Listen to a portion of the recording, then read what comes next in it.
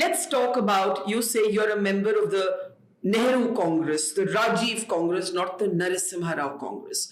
So let's start with a very interesting analysis in your book about 1984. And you talk about 4 things you thought should have happened differently. I thought 6, but it doesn't matter. Okay, maybe I'm remembering 4, you can add the other 2. And you see that 1, Rajiv Gandhi should have apologized immediately. 2, he should have removed his cousin, who was then the police commissioner of Delhi, Gautam Kaul. 3, the army should have been called in much earlier. And 4, a judicial inquiry should have been announced much earlier, not a few months later, as was the case. Why do you think these things did not happen? And the other very interesting thing you write, just one more detail from your book, you talk about how later a senior military officer tells you that the reason the army was not called earlier is that the army was in Meerut and it would have taken time to bring it. But you say that actually somebody had to explain to the people of India why it would take so long when in 1857 it took less time for the army to move from Meerut. This is one of the references you make. So go ahead and talk about 84. What Major General Jamwal said, to just take your last point, is that the army unit in Delhi cantonment is always kept under strength in order to prevent a coup d'etat, a military coup d'etat. So he said that even if I had been asked to send in my units, I would have had to wait until I got reinforcements from Meerut. Now, I am not an army man and have had nothing to do with military matters. So I've just cited that, although it was told to me perhaps a decade after the events. At that time, I didn't know. Also, I have to stress that I wasn't in PMO then. I had no idea that within a couple of months, I would be in PMO. I was very concerned with that because I am married to a Sikh lady. And my worry on the 1st of November, that is the day of the worst massacres, was I thought the Sikhs would retaliate. They didn't. But at that time on the 1st, I thought they'd retaliate. So I didn't know whether how my family would be under threat from Hindus because of my Sikh wife, or whether I would be under threat from Sikhs because of me and my children. So that was a major personal concern. But at the same time, I was utterly horrified that so many people should be killed and the government should seem to be so impotent. It was much later that I learned that because Rajiv Gandhi had just become Prime Minister and had inherited from his mother her most senior minister, who was destined to become the Prime Minister of India, as the Home Minister of India, and S.L. Khurana, a very highly reputed ICS officer, as the Lieutenant Governor of Delhi.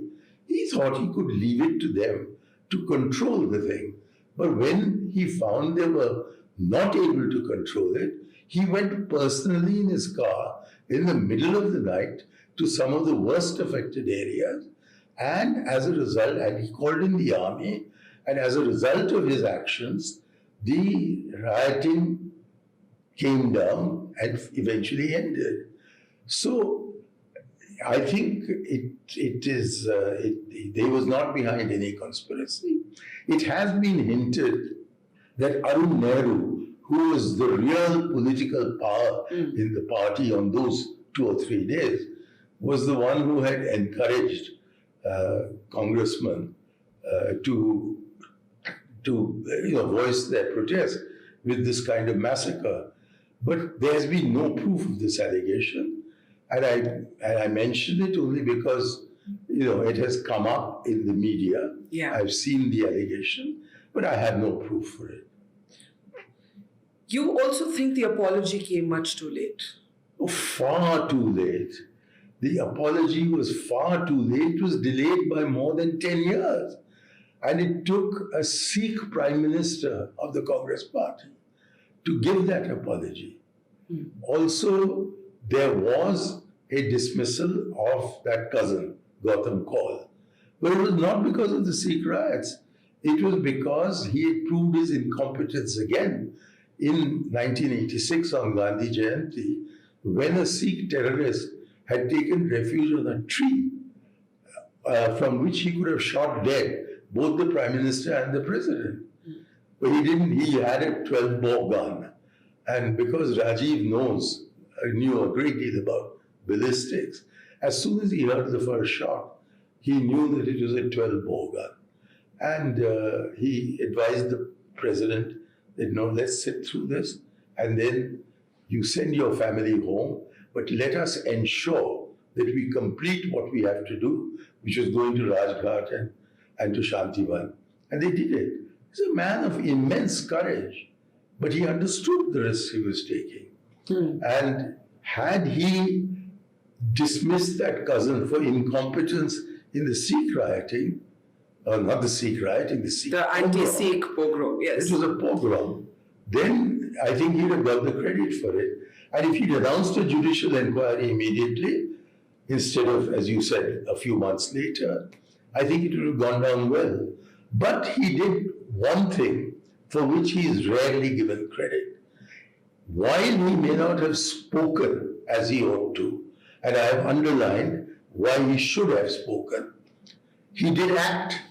He went to Husainiwala, and I went with him on the 23rd of March. And that began the process of informing the Punjabis that India was with Punjab and Punjab was a part and parcel of India. That the Sikh community was not alien to us, it was one of us. And it led within a few months to the Longowal Accord. And I have quoted a journalist, I've forgotten what his name was, a Sikh gentleman, who came to me and said that Husainiwala is all hypocrisy. But it wasn't. We now know that the first thing he did after winning the elections, and Arjun Singh had a big role to play in winning the elections for him in Madhya Pradesh, he removed him from being chief minister after 24 hours and sent him to Punjab. Nobody knew then why. But if you read Arjun Singh's book, it turned out that he was chosen, handpicked, cherry-picked, if you like, to be the principal interlocutor with the Sikhs. And then he handed over, because he needn't have called an election, but he called it, knowing that the Akali Dal will win.